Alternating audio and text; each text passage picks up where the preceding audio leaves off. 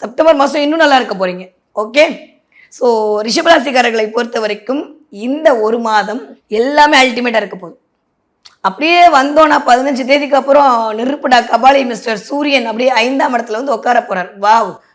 காலபுருஷனோட 5ஆம் அதிபதி நம்மளோட 5ஆம் வீட்டில் வந்து அமரும் போது சொல்லவா வேணும். வேற லெவலில் மாஸ்க் கட்ட போகிறீங்க இந்த தடவை ரிஷபராசிக்காரங்க. எஸ்பெஷலி ரோகிணிக்கெலாம், ஏன்னா நடுநாயகமான நட்சத்திரம் எப்பயுமே கனம் அதிகம் நான் சொல்லியிருக்கேன். ஸோ ரோகிணிக்கு வேற லெவலில் வந்து இந்த தடவை இயங்குவதற்கான காலம் இனிதே கைகூடி வர காத்திருக்கிறது. நிறையா அப்ரிசியேஷன் கிடைக்க போகுது, நிறைய பாராட்டு கிடைக்க போகுது. பிள்ளைகள் குறித்த ஒரு கவலையிலிருந்து வெளியில் வர போகிறீங்க. என் பிள்ளை ஒழுங்காக படிக்கல, இல்லை என் பிள்ளைக்கு உடம்பு முடியல, ஏதோ ஒரு பிள்ளைகள் குறித்து இருந்த கவலையெல்லாம் அப்படியே விலகி ரொம்ப சூப்பராக வரப்போகிறீங்க. ஏன்னா புதன் வீட்டில் 5ஆம் அதிபதி ஸ்ட்ராங்காக உட்காந்துருக்க போகிறார். அதோடு சேர்ந்து சூரியனும் வந்து உட்காந்துருக்க போகிறார். புத ஆதிபத்திய யோகத்தில் அப்படியே ஜொலிக்க போகிறீங்க. எப்பவுமே இந்த சூரியன் புதன் நினைவு தாங்க பப்ளிசிட்டியை கிரியேட் பண்ணி கொடுக்கும்.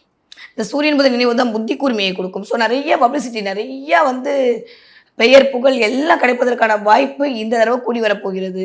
வேலையில் புதுசாக ஒரு நியூ பிகினிங் ஸ்டார்ட் பண்ண போகிறீங்க. இது வரைக்கும் இல்லாமல் வேறு ஏதாவது எக்ஸ்ட்ரா இன்கம் பண்ணலாமான்ற மாதிரி மைண்டு தாட்டு ஓட போது அதற்கான வாய்ப்புகள் எல்லாம் உங்களை நோக்கி வர காத்திருக்கிறது. ஸோ எனக்கு தெரிஞ்சு ரிஷபராசிக்காரர்களுக்கு இந்த மாதம் செப்டம்பர் மாதம் எக்ஸ்ட்ராடினரியாக இருக்க போது, அடித்துள்ளாக இருக்க போது, அல்டிமேட்டாக இருக்க போது.